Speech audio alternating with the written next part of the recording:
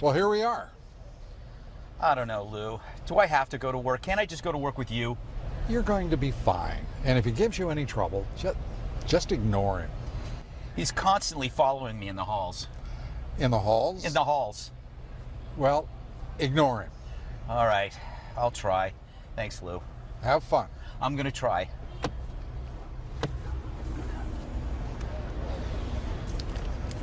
Greg. Yeah? Did you forget something? Oh, thanks. Peanut butter? Exactly. Awesome, thanks. Greg. Yeah? This? Oh. Thanks, Lou. Almost forgot. Thanks. Greg. Oh. And this? Oh, yeah. Thanks. Jeez, I almost forgot. Uncle Steven. And this? Yeah. Okay. Anything else? His brother. Thanks, Lou. Remember, have fun.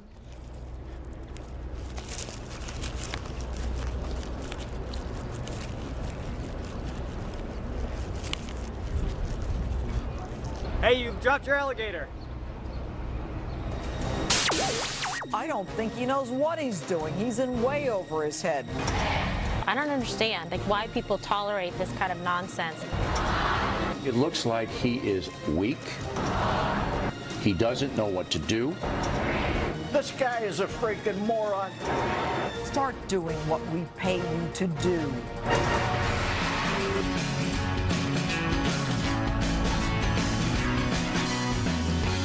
Hi, I'm Greg Gutfeld, and I dropped my alligator. Thanks for not watching Lifetime. Tonight's topic, a pool party gone wild. Roll the tape roller. Paxton, relax. Forget it. So what, you thought I was going to run that other thing with that poor girl and the rogue cop in Texas? Sorry, you've seen that more times than William Devane selling silver.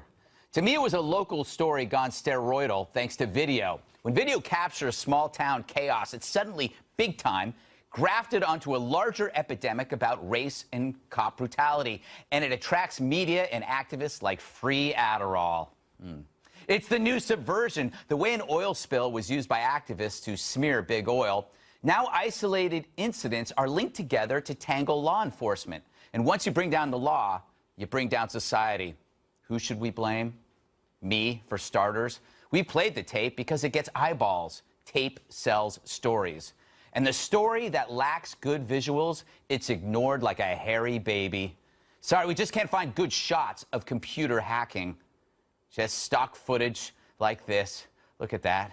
So while we focused on McKinney, hackers hammered the Office of Personnel Management, getting access to private data of millions of federal workers. This is amazing. Social Security numbers, health records, pay history, secret stuff. If China wants you to spy for them, all they got to do is bring up your affection for shaved lemurs, once hidden in your file.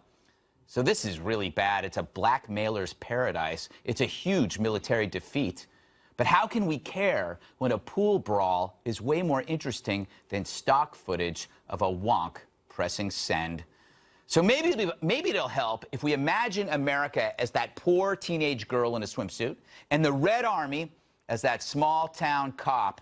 And now imagine our nation's defenses are in the hands of an ambivalent former community organizer. That's the picture this story needs, and it's one that should scare the pants off you. Period. I love that. Well, look who's here. He's so smart, his IQ requires a comma. It's Jonah Goldberg, National Review senior editor and Fox News contributor.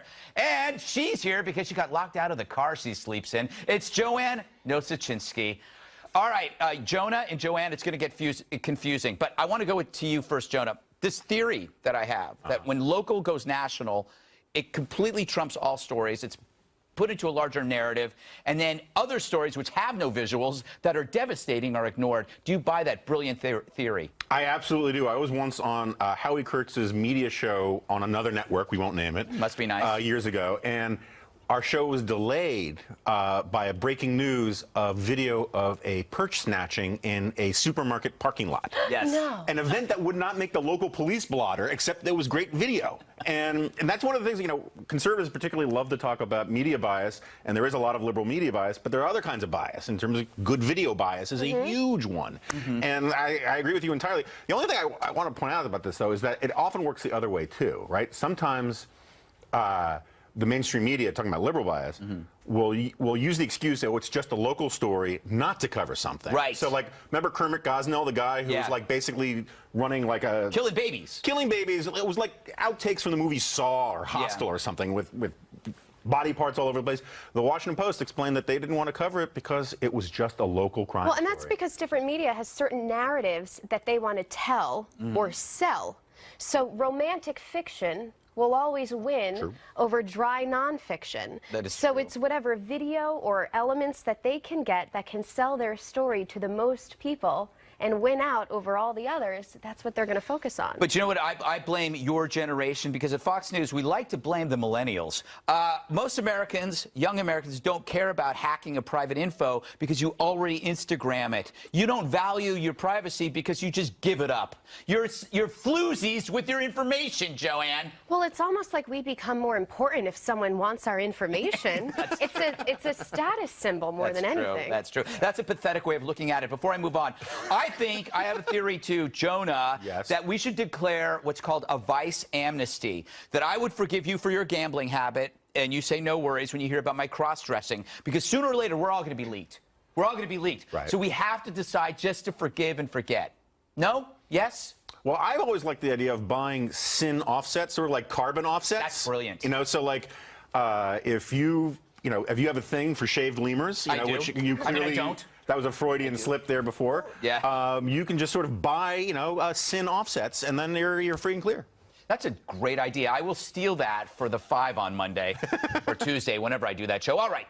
This is actually the best story ever. I love this woman.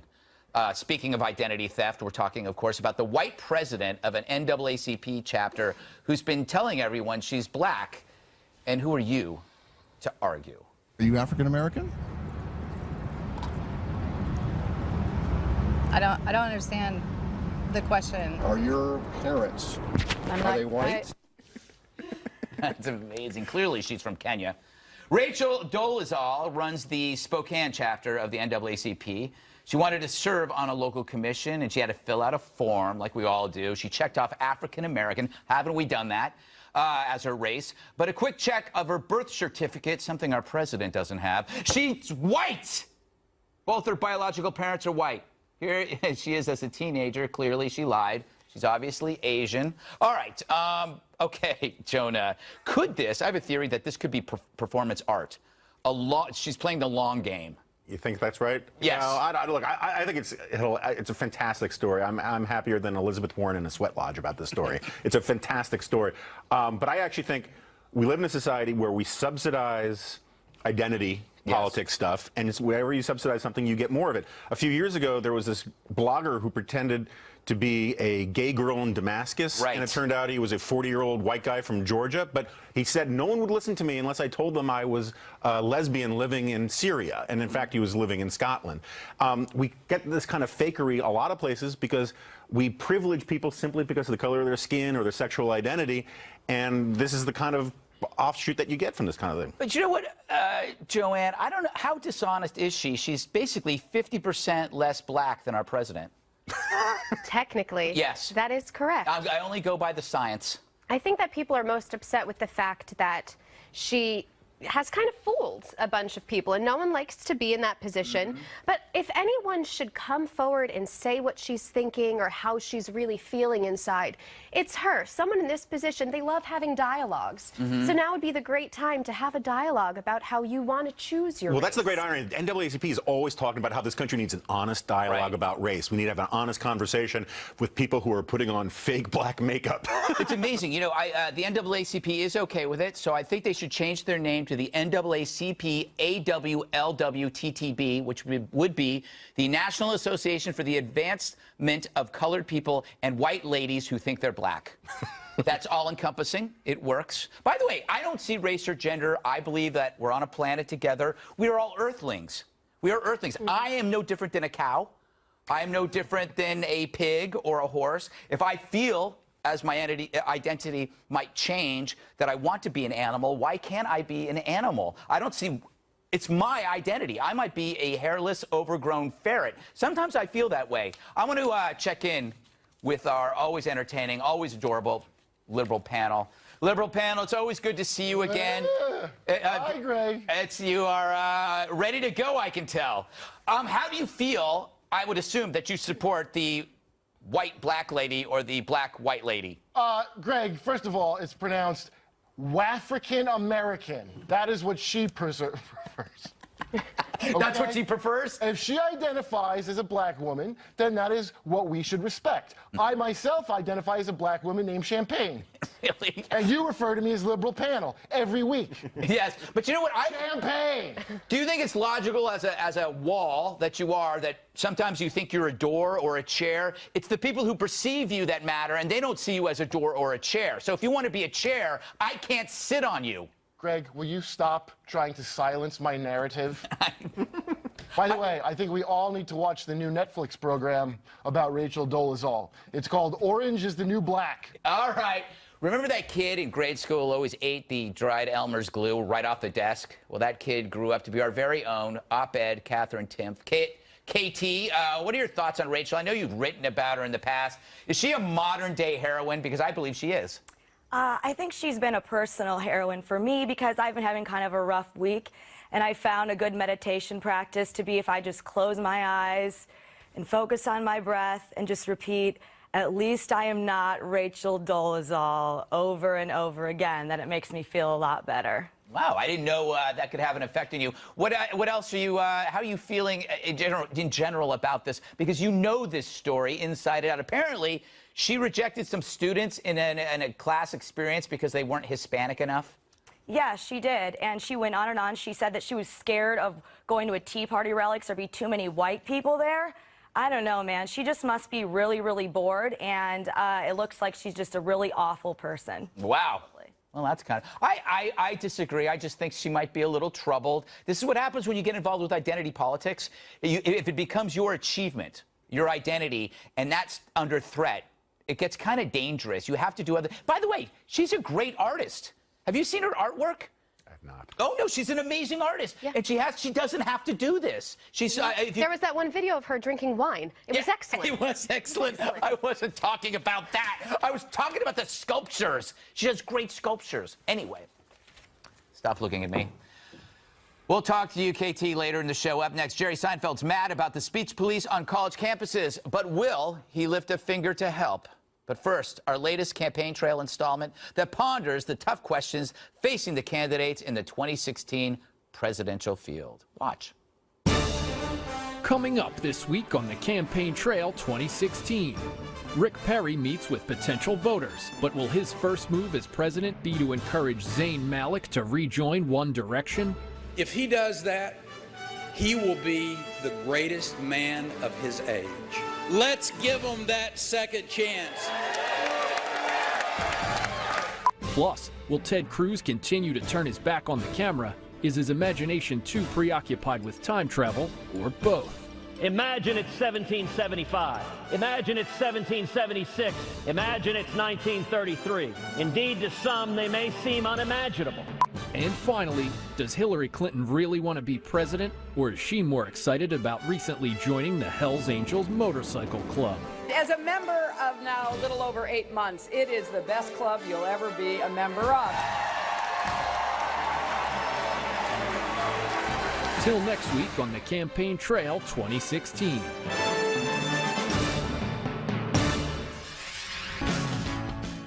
You know, when you have a show, the most important thing is how you look.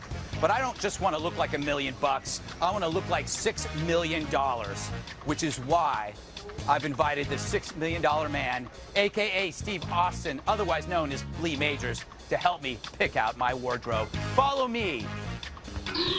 What is this? Now, do you wear this around your waist or your neck? This would be your neck. Yes. Actually, it looks pretty good, though. You know what? That's a fox. Yeah, there you go. Not that you're foxy, but I work for Fox you're on News. Fox. I work for Fox News. Well, anyway, a nice black belt. Simple black belt, maybe a little silver belt buckle. That would be great. Black jeans look great with a jacket like this, even. You can't tell it's not a suit from a distance. You know so what I'm you're saying? tricking the public. Yes. It's deception. And you want comfort. Yes, I do want black comfort. jeans are a little classier. Yeah, that's true. And the black tennis shoes, black jacket. Everything about you is black. Black, you don't go back. I don't know. I've heard that somewhere myself, my friend. It's disgusting. Terrible. All right, Jerry Seinfeld will not be performing at your college auditorium, for he says campuses have gotten too PC. I don't play colleges, but I hear a lot of people tell me don't go near colleges. They're so PC. Hey, I'll give you an example. My daughter's 14. My wife says to her, well, you know, in the next couple of years, I think maybe you're going to want to hang around the city more on the weekends so you can see boys. You know, my daughter says, she says, that's sexist. They just want to use these words. That's racist. That's sexist. That's prejudiced. They don't even know what they're talking about. College used to be exactly the place where a comedian would go to try their edgier material because the kids prided themselves on open-mindedness. Now they've become all little Stalins. Even liberal professors are concerned. One wrote anonymously, of course, on Vox.com, whatever that is, that his liberal students terrify him because they don't want their beliefs challenged. Well, because Jerry Seinfeld, Louis C.K., and Colin Quinn all said no, joining me is comedian Nick DiPaolo. Nick, okay, Seinfeld's complaint. He reminds me of like Charlton Heston at the end of Planet of the Apes. Like he was the last person to realize it was Earth. You've been talking about this for like at least a month. At least, yeah, at least a month. At least 20 years 20 I've been years? talking about it. Yeah? I did my first open mic in 1987, and I remember about 6 months in, somebody said to me, "You're politically incorrect. That's good. Yeah. That's how it's going. That's the trend." Yeah. And even back then, I go, "What are you talking about? It's going to be worse." But Seinfeld, look, let's give him a little bit of credit. Remember when Michael Richards did his little thing? Yeah. Seinfeld went on with Michael Richards and let him in it and defended him, so he didn't run away like a typical lib. Stop voting Dem if you don't like this. That's true. That's true. I mean, by the way, he's a very wealthy man. He could do stuff about it. He could like start like events on campuses to fight this trend. I mean, why doesn't he put his money where his mouth is? Too busy trying to set his daughters up with guys in the city, apparently. That's true. That's a bit creepy. Finds a man in the suburbs. Come on. Yeah, it's like, why don't you go to the city and meet some boys? Go to Times Square at midnight. I hear it's Fleet Week. Take your time. Don't come back. If you come in, just tiptoe. If you bring anybody, I'll make breakfast.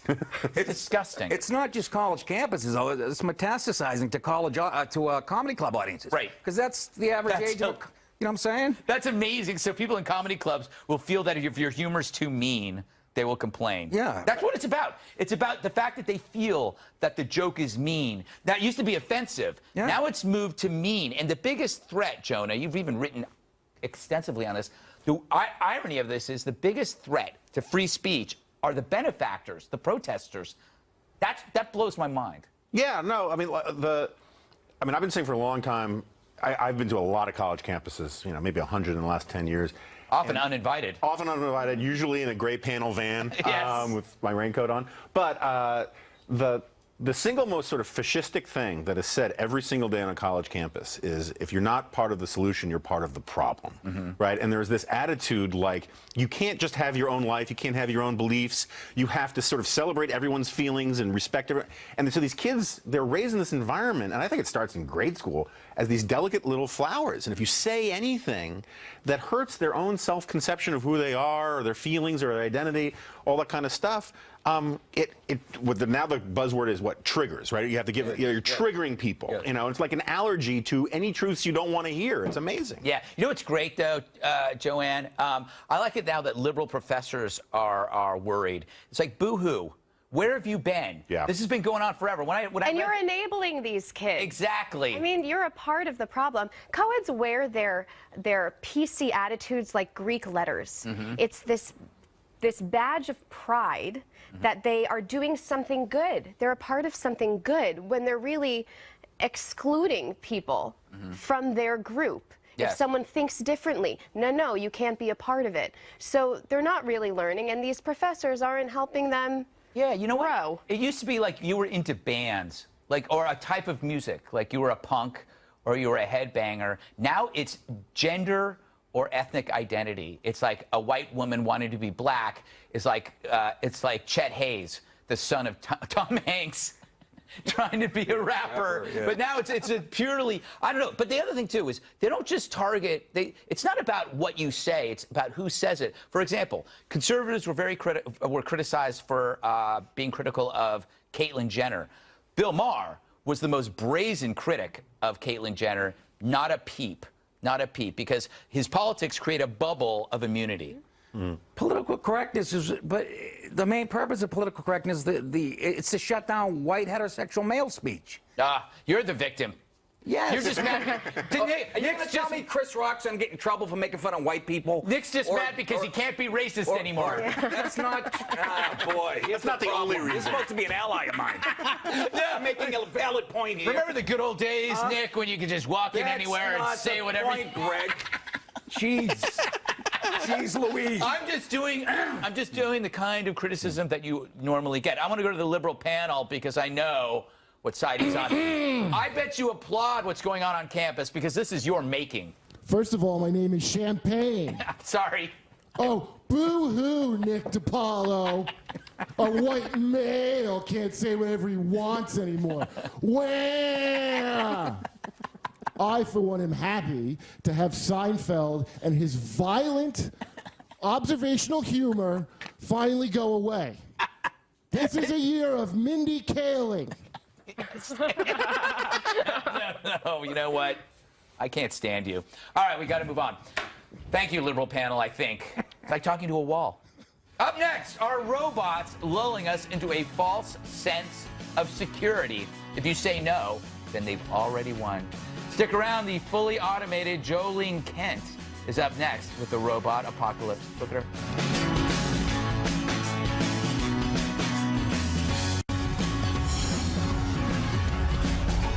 I have a theory. Robots are going to kill us all. Making the rounds on the web, hilarious videos of robots falling over, like this one here.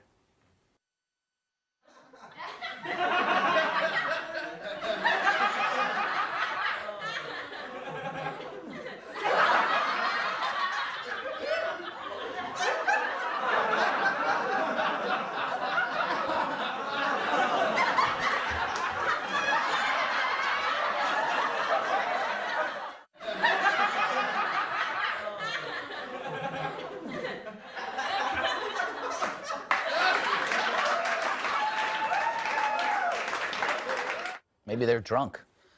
Laugh away, you superior humans. It's certainly hilarious to see how clumsy and pathetic these machines seem to be. Seem to be, that's the operative phrase. For these videos were released to lull us into a false sense of security as the robots plan our end. Perhaps they aren't clumsy at all, just really good actors playing to the camera. Here's what the robots are capable of when they're not pretending.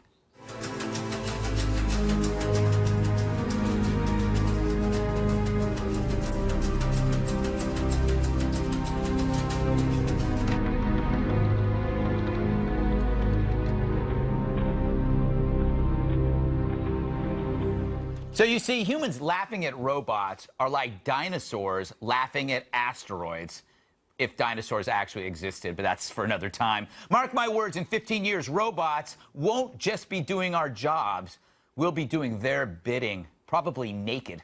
And who will be laughing now? Not me. My head will be frozen in a locker next to Walt Disney's.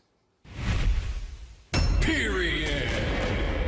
Well done. Well, she's so bright, the sun is told not to stare directly at her. She's our robotics correspondent and Fox Business Network reporter, Ling Kent. That's our third Joe today. Ling, what do you make of my theory? Brilliant or awesomely brilliant? Oh, terribly not brilliant, Greg. You know these robots actually are good at heart.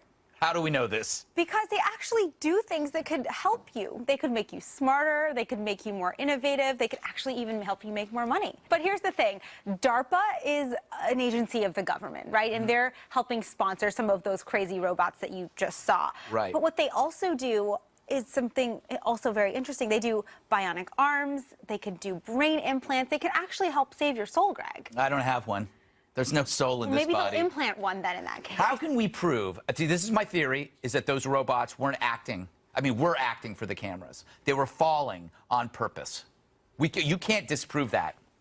I can't disprove that. Maybe they were just doing it to get on your show. I don't believe that for a second. You know, I have another theory. I'm going to go to you, Jonah. Okay. A lot of people, I think, are going to like robots as pets. That's going to how it start out. We're going to think they're great because they're pets, because you don't have to water them like a plant or feed them like a dog, so you don't kill it.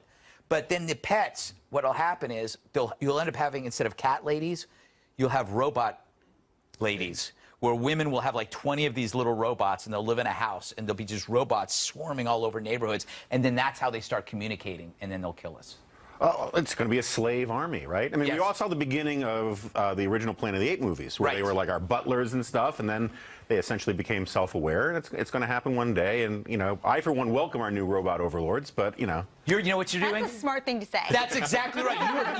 You were preparing. You're already a turncoat. You're the Benjamin Arnold of human beings. Actually, it's more Kent Brockman, because in The Simpsons, he is actually welcoming our new ant overlord. So it's a subtle Simpsons reference. But, Yes. you know, Joanne, the good news is that we could possibly replace you with a robot, which would be an improvement, I would think. I do think that they have planned all of this falling down and everything, because making mistakes is a very human thing to do. Mm-hmm. So we don't want to humanize robots. They are not one of us. No, they aren't. They are not more inherently valuable than us, so I'm not falling for it. Well, you know what, Nick? You know how it starts? No pun intended. How?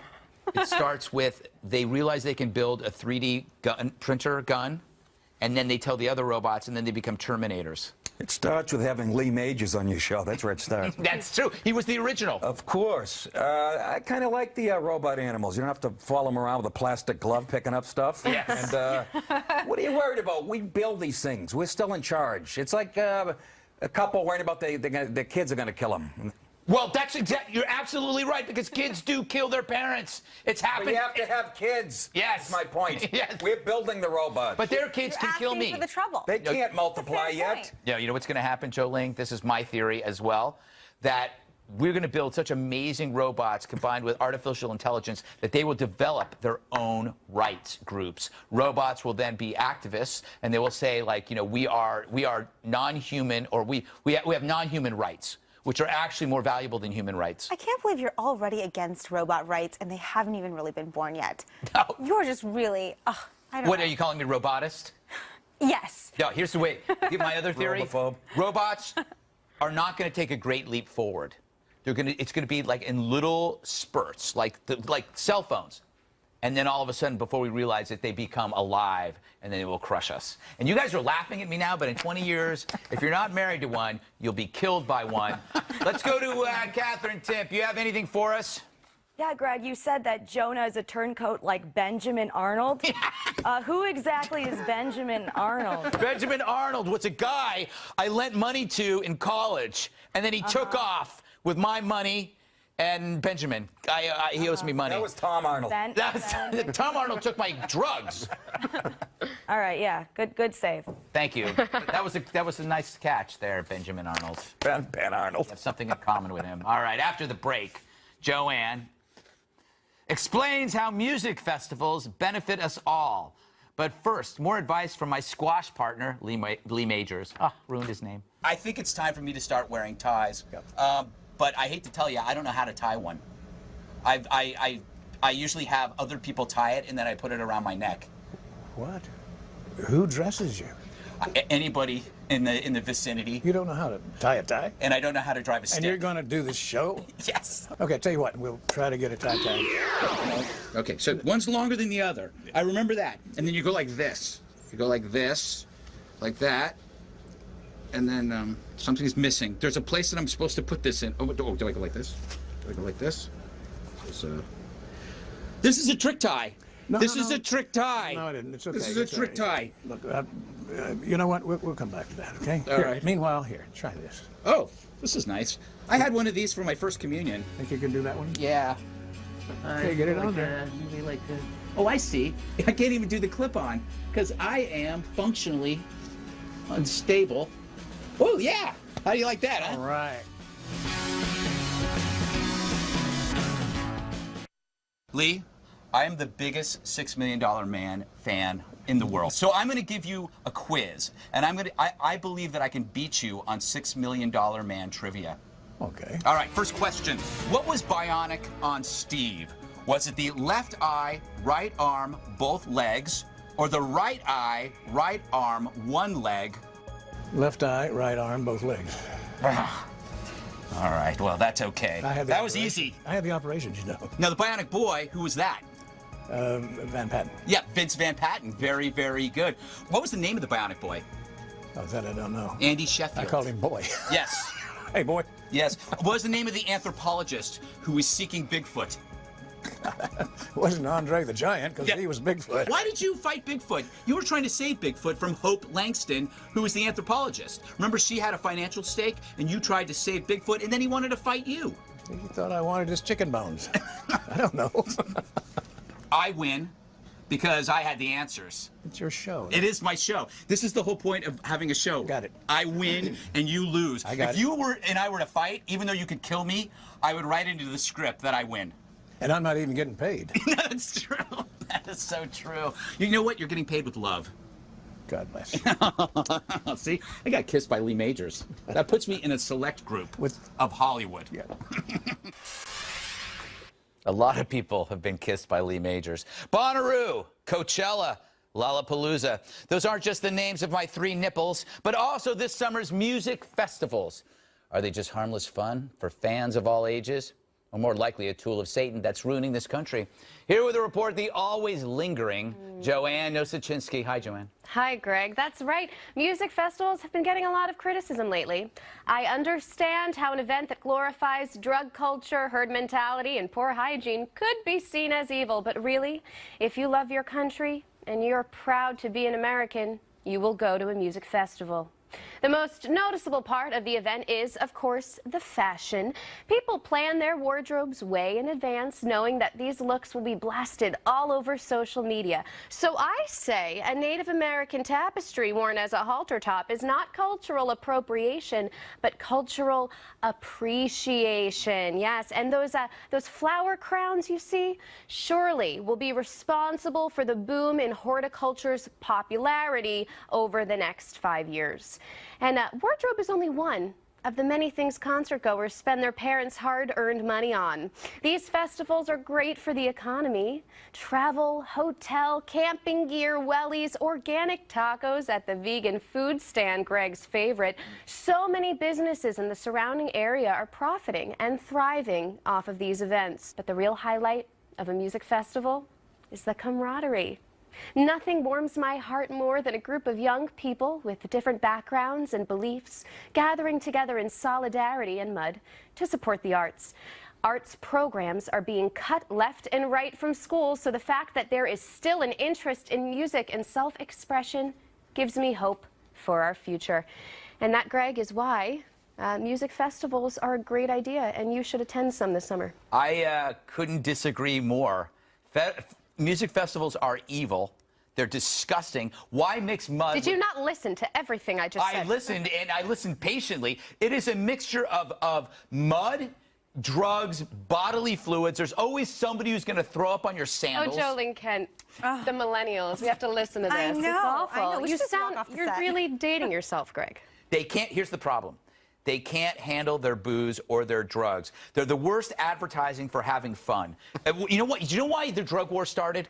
Woodstock and Altamont. Because everybody saw all these people getting high and throwing up and falling all over each other. If nobody saw that, we would have legalized drugs. I blame music festivals for the drug war and for the incarceration of millions of people. Last festival I went to, Men Without Hats was headline. Yeah, and that wasn't even a music festival. It was just bald guys doing weird things in an alley. These kids don't even do drugs at the festival. Stay away from the brown yogurt. They're saying, I mean, come on. Yeah, that's true. Everything's healthy. Yes. No, you know what it is? They have organic tacos, and then they go do ecstasy. It's like, oh, yeah, I'm going to watch my colon and then fry my brain. What's wrong with these people, America? Organic chemistry. Yeah, that's true. Greg. All right, time to take a break. And then Katherine Timpf takes us to task. But first, a word from our transportation sponsor. Transportation for tonight's guest provided by my neighbor Carl. He's a decent enough dude, I guess, once you give him a chance. Except for that one time he asked me to get him an extra Yankee ticket and never showed. Whatever. Thanks anyway, Carl.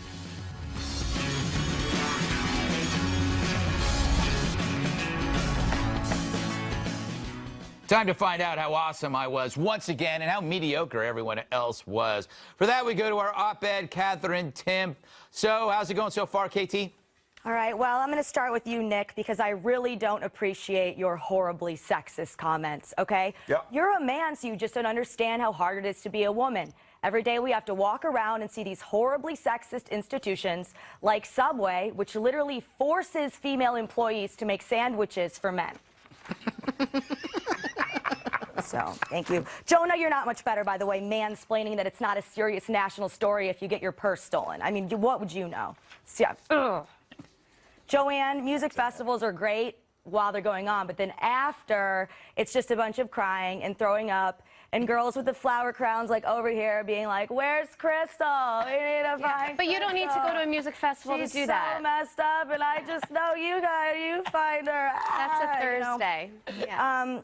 And Joe Ling, for a robot expert, you don't really seem to understand a lot about robots. We are going to die because of them, but it's not because of the robots, but the nerds behind the robots trying to kill us. They're talking about it on Reddit like I'm every more day. of one of those anyways.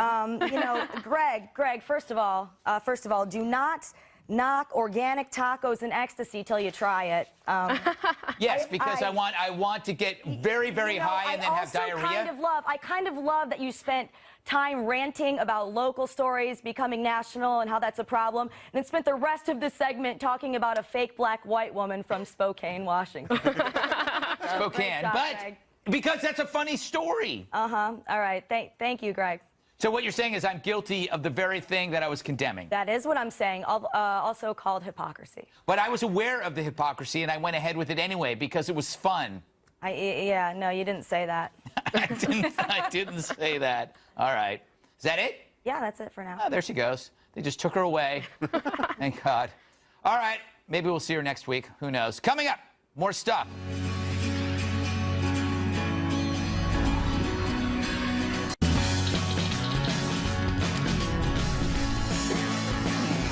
Clever. Time for our letter of the week. This is an actual email that I got from a viewer claiming I claiming I mispronounced the word dissect. I'm withholding his name because I love it when Bill O'Reilly does that. So let me read this for you. Subject is, there is no die in dissect. Greg, check the spelling. Dissect, akin to disavow, disown, dissonant. There's no long I in dissect. The word is correctly pronounced with a short I. The pronunciation should not be confused with that of bisect, which does indeed have the long I. Yours for proper English pronunciation, name withheld, Fairfax, Virginia. All right, guy. Never mind that someone actually had the time to write this letter to a complete stranger. He CC'd my boss, Roger Ailes, on this letter, which means he's not only trying to correct me, he's trying to get me into trouble. So in short, the writer of this letter is what we used to call a fink, and that's with a short I, as an idiot. But if this person does indeed happen to be an old friend of my boss, then, sir, you're absolutely right. Thank you for your helpful input. Please don't get me fired. I don't really have any other talents other than shouting. All right, finally tonight, this is my favorite part, I think. We present the first installment, the very first, of Hard Evidence. This is a show within a show where we examine one of the most disturbing cases in recent memory. This is the story of Trevor, a troubled man whose life takes a strange turn, a detour that involves kidnappers and drug dealers, murderers, alien invaders, and a mysterious man known only as the Seeker.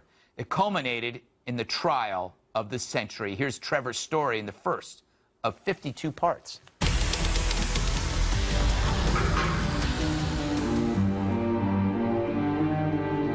Trevor was born and raised in rural Texas.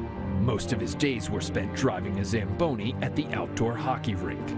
One evening after work, he went for a walk along the beach by the Atlantic Ocean. It changed his life forever. Forensic pathologist Dr. Michael Bodden explains. This was entirely unexpected, and because of it, we had to make a much further investigation. It was a cold July night with snow on the ground, and through his breath, Trevor could see a pair of headlights approaching on the deserted highway in the middle of the desert. Trevor could tell the vehicle approaching was a tour bus with Huey Lewis and the news on board. But something wasn't right. The bus wasn't slowing down. That was the first clue. It's what first tipped us off as to what was going on under the surface. What happened next would change the lives of millions of people.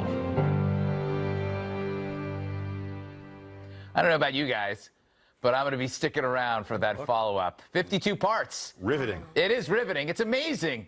All right, I think we're done here. Thank you, Jonah, Ling, Joanne, Nick. That's 3 Joes and a Nick. An interesting film I once saw in college. Katherine Timpf as well, and the Liberal panel. I'm Greg Gutfeld. Happy Flag Day. Have a good night, buddy. I'll see you.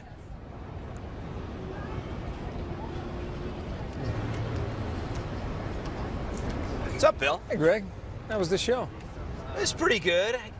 I was great. You were? Yeah, show was okay, but I was good. Really good. So you ready to go? Champ? Yeah, let's get out of here.